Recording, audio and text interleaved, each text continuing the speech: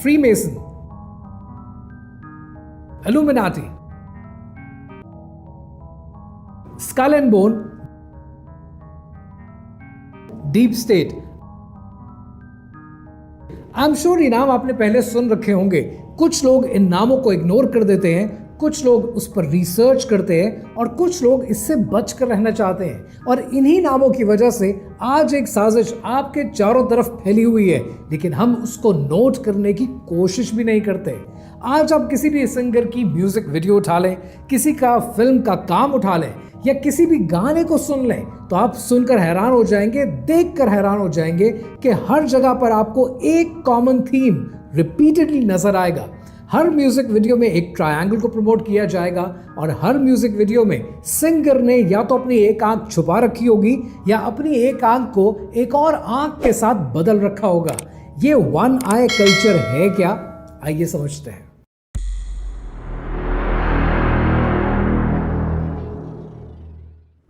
One आई culture को समझने के लिए मैं आपको लेके जा रहा हूं माजी में 3000 BCE में, यानी आज से 5000 साल पहले, हजरत मूसा अलैहिस्सलाम से भी पहले, फिरौनों के हुकूमत संभालने से भी पहले, कि जब मिस्र में आबाद कौम का ये मानना था कि उनका खुदा हॉरस है और हॉरस एक ऐसा खुदा है जो उनका रखवाला तो है, लेकिन उसने अपने चचा सेथ के साथ लड़ाई की है और इस लड़ाई में उसकी एक आंख जाया हो गई है।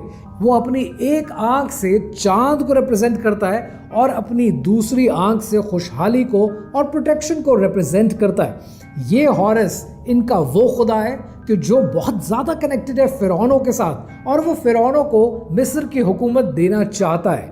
ये कैरेक्टर शायद फिरौन ने खुद क्रिएट किया ताकि इलाके पर, आवाम पर अपनी धाक बिठा सकें और अपनी हुकूमत कायम कर सकें, लेकिन इसके बारे में हिस्ट्री में आपको ज़्यादा मालूमात नहीं मिलती।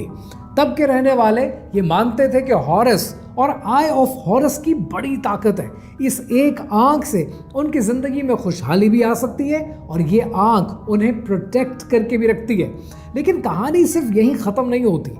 अब हमें 3000 BCE से बाहर निकलना है और मॉडर्न हिस्ट्री में आना है। अगर मॉडर्न हिस्ट्री को देखें तो आपको बहुत सी सीक्रेट सोसाइटीज नजर आती है। कुछ सोसाइटीज ऐसी है जिसके नाम शायद दुनिया आज भी नहीं जानती, लेकिन 3 सोसाइटीज बड़ी प्रोमिनेंट है। पहली है फ्रीमेसन, दूसरी है इल्यूमिनाटी और तीसरी है स्कल एंड बोन। फ्रीमेसन एक ऐसी सोसाइटी है कि जिसका आगाज 1717 में हुआ। ये सोसाइटी अपने बिलीफ सिस्टम रखती है, अपनी सेरेमनीज करती है और बड़ी क्लोज नेट सोसाइटी है। इस सोसाइटी के बारे में बहुत सी इंफॉर्मेशन आपको इंटरनेट से भी मिलती है।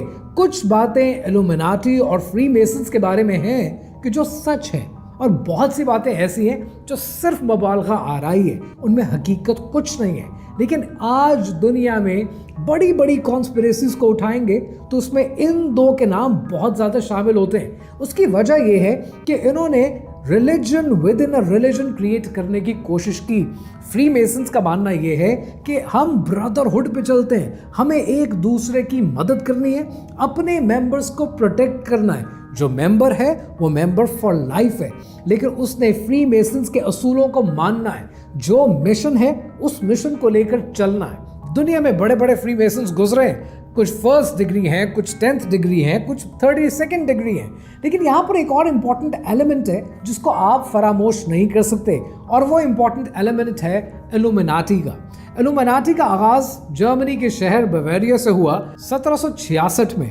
लेकिन कहा यह जाता है कि इल्यूमिनाटी ने अपने सीक्रेट सोसाइटी के मिशन को जारी तो रखा, लेकिन कुछ अरसे के बाद इल्यूमिनाटी डिसफंक्शनल हो गई और आज दुनिया में एग्जिस्ट नहीं करती।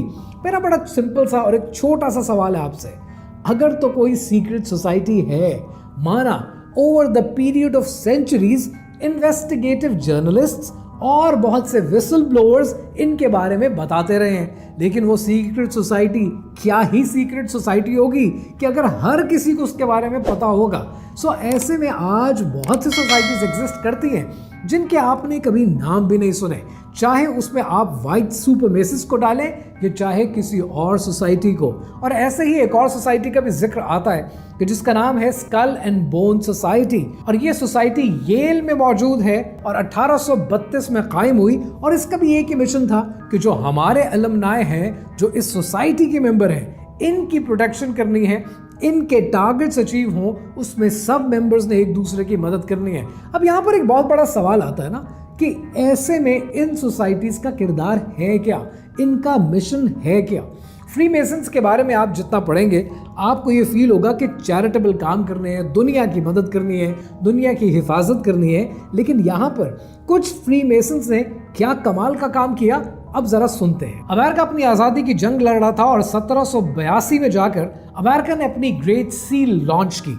इस ग्रेट सील को लॉन्च करने में अमेरिका की हिस्ट्री के बड़े बड़े नाम शामिल हैं, जिसमें जॉर्ज वॉशिंगटन का नाम शामिल है, बेंजामिन फ्रैंकलिन का नाम शामिल है। अब इन नामों को अगर आप गौर से सुने और गौर से समझने की कोशिश करें तो बेंजामिन फ्रैंकलिन जो कि एक कंफर्म्ड फ्रीमेसन है, उनका जिक्र आपको मिलता है। अगर जॉर्ज वॉशिंगटन का जिक्र करें तो he is a 33rd degree Freemason. और फिर अमेरिका की हिस्ट्री में आता है सन 1935 के जब अमेरिका ने डॉलर बिल को छापने का आगाज किया और डॉलर बिल के ऊपर आपको एक ट्रायंगल देखने को मिलती है और उस ट्रायंगल के ऊपर एक आंख देखने को मिलती है। जब 1782 में अमेरिका ने अपनी ग्रेट सील लॉन्च की तब भी ये सवाल उठा और उसके बाद जब 1935 में अमेरिकन डॉलर के ऊपर ट्रायंगल और उस ट्रायंगल के ऊपर एक आंख यानी पिरामिड और पिरामिड के ऊपर एक आंख छपी, तब भी लोगों ने सवाल किया कि इस एक आंख का मतलब क्या है। Is this the eye of harrows? तो तब उस जमाने के इन लीडर्स ने कहा कि ये आई ऑफ हॉरस नहीं, ये आई ऑफ प्रोविडेंस है, यानी ऑल सीइंग आई, एक ऐसी आंख जो कि खुदा न खास्ता ये रब्बे कायनात की आंख है जो हमें हर मुश्किल में, हर दर्द में, हर तकलीफ में देख रहा है। तो उसका नाम इन्होंने आई ऑफ प्रोविडेंस रखा। लेकिन यहाँ पर फिर एक सवाल बनता है कि जिन्होंने ये नाम रखा उनका अपना कैरेक्टर क्या था। बेंजामिन फ्रैंकलिन एक कंफर्म्ड फ्रीमेसन है, George Washington 33rd degree Freemason है। और अगर 1935 की बात करें तो जो दो बड़े नाम आपको नजर आते हैं कि जिसमें प्रेसिडेंट रूजवेल्ट शामिल हैं और हेनरी वॉलेस शामिल हैं, तो president Roosevelt 32nd degree Freemason है और हेनरी वॉलेस एक ऑक्यूलिस्ट है। अब ये ऑक्यूलिस्ट क्या है, पेगन का सिलसिला क्या है, बेबीलोनिया की तहजीब क्या थी और बेबीलोनिया से जो बाल का कैरेक्टर निकलता है जो आपको बैलेंसियागा के बैग पे मिलता है, ये कहानी क्या है, इसके बारे में फिर बात करेंगे। लेकिन यहाँ पर जो हम बात कर रहे हैं वो ये कि eye of providence is actually the eye of Horus. ये वो एक आंख है कि जिसको कॉमन बनाया जा रहा है एक आम इंसान को वरगलाने के लिए और उसको नॉर्मलाइज करने के लिए ये एक आंख आपके कल्चर का रेगुलर हिस्सा बन जाए।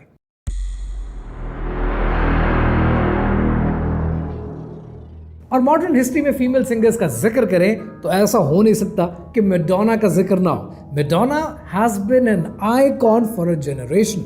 मैडोना ने गाना लॉन्च किया बेड टाइम स्टोरी के नाम से 1994 में। इस वीडियो को अगर आप गौर से देखें तो आपको बहुत से ऐसे सिंबल्स मिलेंगे, आपको थर्ड आई का जिक्र मिलेगा, आपको इस वीडियो में अरबी के ऊपर कदम रखती हुई मैडोना नजर आएंगी। और अरबी में क्या लिखा है? अरबी में यहाँ पर यह लिखा है कि औरतों अब जो कुछ सीख चुकी हो उसको अनलर्न करो क्योंकि नया दौर आ गया है, नया कुछ सीखने को मिलेगा।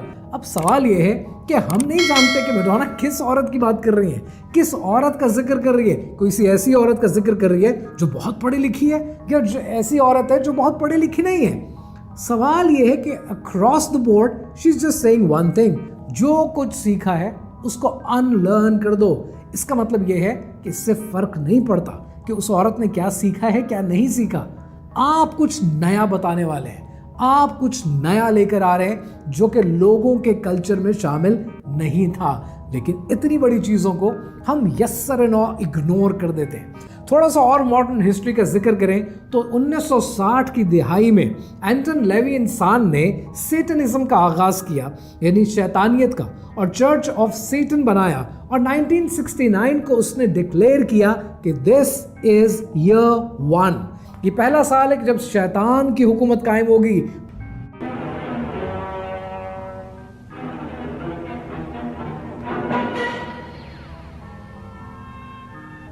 Don't be afraid. This is not a recruitment film for Satanism. You're either a real Satanist, a true Satanist, or not.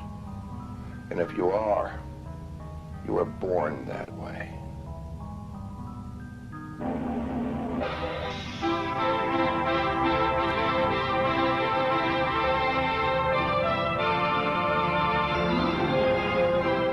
फिर उसके बाद आपने होटल कैलिफोर्निया जैसे गाने सुने, उसके बाद आपने मूवीज में, सिनेमा में, हॉलीवुड में जगह जगह आंख का जिक्र देखा, जगह जगह ट्रायंगल का, पिरामिड का जिक्र देखा।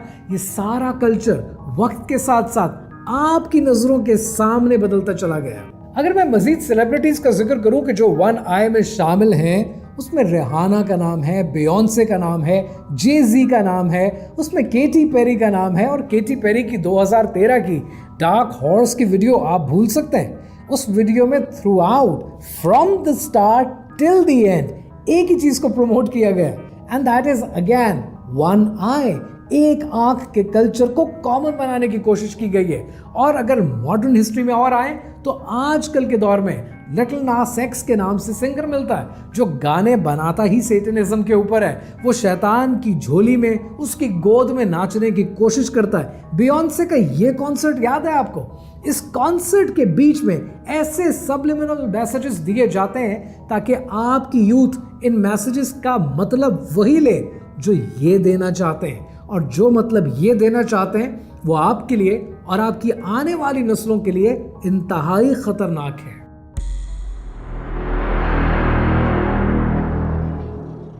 सबसे ज्यादा दोस्तों हैरानगी मुझे तब होती है कि जब हम कार्टून्स को देखते हैं। हमारे बचपन में जो कार्टून्स थे वो लिटरली बड़े मासूम हुआ करते थे, कि चाहे उसमें टॉम एंड जेरी है, चाहे उसमें स्मर्फ के कार्टून है, या कोई और कार्टून का आप नाम ले लें, Teenage Mutant Ninja Turtle for that matter, there was nothing harmful in that. लेकिन उसके बाद सन 2000 आया और 2000 के बाद मैनेजमेंट चेंज हुई बहुत से कार्टून चैनल्स की।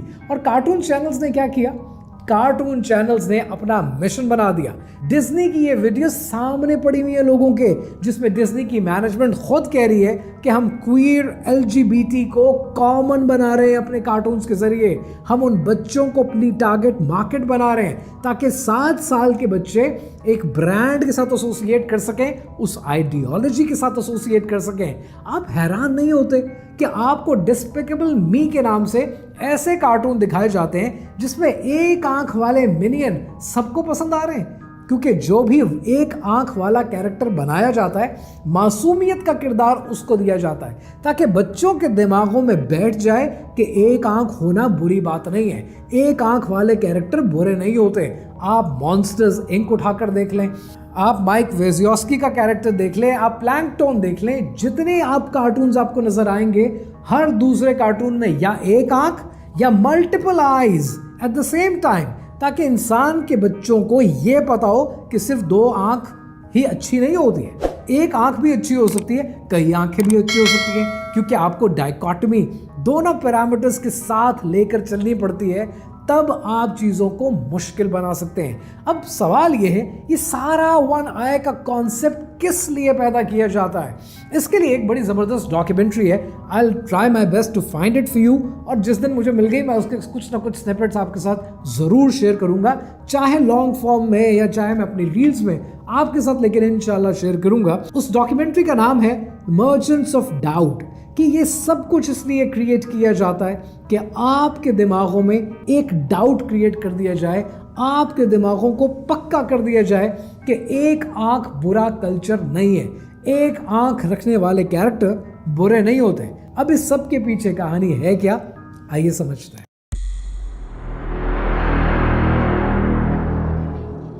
दोस्तों, नबी पाक सल्लल्लाहु अलैहि वसल्लम ने इरशाद फरमाया, और उसका मफहूम यह है कि दुनिया के हर पैगंबर ने अपनी कौम को फितने दज्जाल के बारे में बता रखा है। अभी मैं आपको चंद एक रेफरेंसेस दे रहा हूँ 2-3 रिलीजन से, इनको अगर आप स्टडी करना चाहें then you can certainly go on and search about it.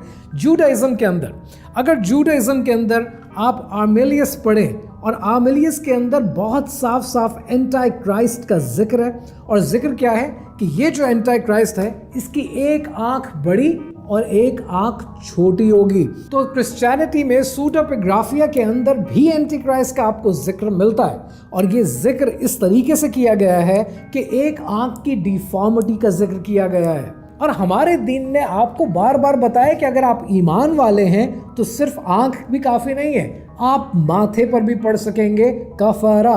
आप ये जान सकेंगे कि ये कुफ्र है, ये काफिर है, ये सच्चा नहीं है। और ये इसी वजह से मसीहुद दज्जाल कहलाता है, यानी झूठा, 2 नंबर, फ्रॉडी। और इसी को कॉमन बनाने के लिए आज दुनिया भर का मीडिया लगा हुआ है। इसमें इंपॉर्टेंट बात पता क्या है? इंपॉर्टेंट बात यह कि जिस चीज को आज आप पहली बार मिनियन देखेंगे, एक आंख का कैरेक्टर देखेंगे, आप हैरान हो जाएंगे। आप तो अवेयर हो गए, वो तो चाहते थे कि आप अवेयर ना हो, लेकिन with the passage of time ये खराबी आपके अंदर पैदा हो जाएगी। कैसे? थोड़ा सा समझते हैं। आपने ये नोट किया होगा कि हमारे बचपन में एक कैरेक्टर आया करता था, एक टेलीविजन सिटकॉम हुआ करता था, और उस सिटकॉम का नाम था हैना मोंटाना। हैना मोंटाना एक उछलने कूदने वाली लड़की है जो कभी गाने गा रही है, कभी फन कर रही है, फैमिली गर्ल, बड़ी अच्छी सी एक कैरेक्टर बना दिया। ये कैरेक्टर प्ले किसने किया? ये कैरेक्टर प्ले किया माइली साइरस ने।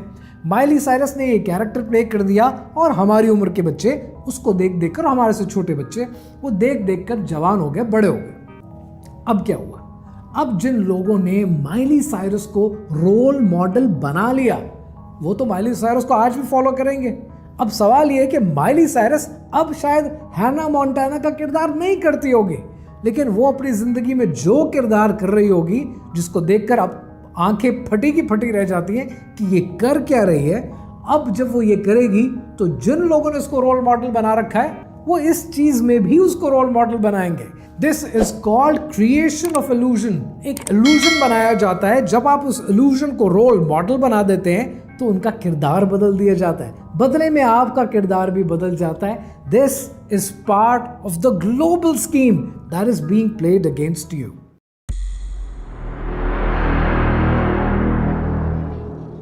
अब रहा सबसे इंपॉर्टेंट सवाल कि ये सब कुछ किया क्यों जाता है? आपके सामने एक आंख को, पिरामिड को कॉमन क्यों बनाया जाता है? As far as I am concern, my take is कि चाहे आप फ्री मेसन्स का जिक्र करें, इल्यूमिनाटी का जिक्र करें, स्कल एंड बोन का जिक्र करें और सीक्रेट सोसाइटीज का जिक्र करें, इन सब का एक ही काम होता है, ये है डीप स्टेट। और आज दुनिया मुल्कों की हुकूमतें नहीं चलाती हैं, आज दुनिया की हुकूमतें डीप स्टेट चलाती हैं। एक मुल्क की सीक्रेट एजेंसी दूसरा मुल्क की सीक्रेट एजेंसी के साथ गवर्नमेंट के जेर साया आपस में कनेक्टेड होती हैं। आज दुनिया डीप स्टेट चलाती है, और जिस दिन डीप स्टेट का कंट्रोल इनके हाथ में होता है, ये अपनी मर्जी के फैसले कर लेते हैं। So Freemasons, Illuminati, bone and skull और बहुत सारी ऐसी सीक्रेट सोसाइटीज, ये डीप स्टेट है और ये अपने मिशन पे कायम है। और वो मिशन क्या है? वो है दज्जाली मिशन। अब इस दज्जाली मिशन के बारे में 3 बातें क्विकली समझ लीजिए। पहली चीज ये कि ये जो दज्जाली मिशन है, इसका एक ही काम है कि दज्जाल से रिलेटेड हर चीज को इतना कॉमन बना दिया जाए कि जब ये आपके सामने आए, आप मिनोहन ईमान ले आए, आप 1 सेकंड की हिचकिचाहट ना दिखाएं, क्योंकि आप ऑलरेडी सोल्ड हैं। और आज से सोल्ड नहीं है, आपको बचपन से उंगली पकड़ के चलाया गया है। कार्टून्स आपकी मर्जी के, इनकी मर्जी के मुताबिक दिखाए गए हैं। आपको लगा आपकी मर्जी के है, आपको हर वो चीज दिखाई गई, हर वो निजाम बेचा गया जिस पर आप ऑब्जेक्ट नहीं करेंगे। दज्जाल ने जब आना है, मेरा नुक्ता नजर ये है कि जब दज्जाल ने आना है तो वो आते ही आपके सामने एक जालिम और जाबिर नजर नहीं आएगा। वो आपके सामने हर वो काम करेगा जो आप ऑलरेडी कर रहे हैं, और ऐसे में आपको वो बिल्कुल कॉमन लगेगा कि एक्चुअली तो हमारे भले के लिए, अगर सूद है तो क्या बुराई है, अगर शराब है तो क्या बुराई है। सब चीजें इतनी कॉमन होंगी कि आपका मानना आसान हो जाएगा। इस फितने को पहचाने, जितना जल्दी हो सकता है उतना पहचाने, और अपने इर्द गिर्द के लोगों को जितनी जल्दी अवेयरनेस दे सकते हैं उतनी जल्दी अवेयरनेस दें। दूसरा जो मैं पॉइंट आपके साथ शेयर करना चाहता हूं वो ये कि एक नजर से देखें, और ये थोड़ी सी टेक्निकल बात करूं, थोड़ी सी डीप होगी, लेकिन इसको बहुत गौर से सुनना है आपने। वो ये कि जितने मिशंस होते हैं ना, ये चाहे फ्री मेसन है, इल्यूमिनाटी है, कोई भी है, they just want you to be scared because they can not say what they want openly. इसलिए ये मुख्तलिफ चीज़ों से हीले हरबे करके आपके सामने आते हैं। डोंट बी स्केयर्ड, ये खुल कर आपके सामने आ नहीं सकते, इसलिए ये डरते हैं क्योंकि ये पकड़े जाएंगे। इसलिए इनसे घबराने की जरूरत नहीं है। ये खुद इतने डरे हुए हैं कि ये दिखाते हैं इतने सारे साइंस दे के आपको, ताकि आप डर जाएं, ताकि आप सामने ना आए। ताकि लिटिल नास अपने कॉन्सर्ट पे गए कि दज्जाल शैतान हमें देख रहा है, हमें उसकी पूजा करनी है। ऐसा कुछ नहीं है, आपको घबराने की जरूरत नहीं है। इन चीजों से डरा ना करें, क्योंकि जिस वक्त आप डर गए आप अपना ईमान कमजोर कर बैठेंगे, तो ये काम आपने कभी नहीं करना। And last and the most important thing, don't let them make these things common. अगर आपने मिनियंस देखे हैं, एक आंख देखी है, आपको समझ में आ रहा है कि ये एक आंख के कल्चर को प्रमोट कर रहे हैं, तो आपका चुप रहना आपके और आपके खानदान और आपके दोस्तों के साथ ज्यादती है। You need to open up, वरना होगा क्या? आप अपने घर में खामोश हो जाएंगे, आपके बच्चे खामोश हो जाएंगे, आपके बच्चे उसको कॉमन समझेंगे, आपके बच्चे उसको अपनी वे ऑफ लाइफ में अडॉप्ट कर लेंगे। आप आज हैं दुनिया में, मैं आज हूं दुनिया में, कल शायद नहीं हूं।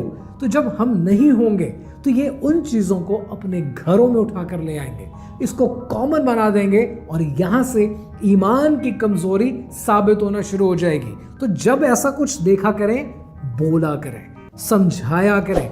आपका इन्फ्लुएंस शायद लाखों लोगों तक नहीं होगा, शायद आपकी आवाज करोड़ों तक नहीं जा रही होगी, लेकिन आपकी आवाज जिस दायरे अख्तियार में जा रही है, अपने घर में जा रही है, वहां तो आपकी जिम्मेदारी है ना, उसी का आपसे सवाल होगा। इनको सोचें, इनको परखें, इस पर अमल करें, वरना आप और आपके आने वाली नस्लों का ईमान खतरे में हो।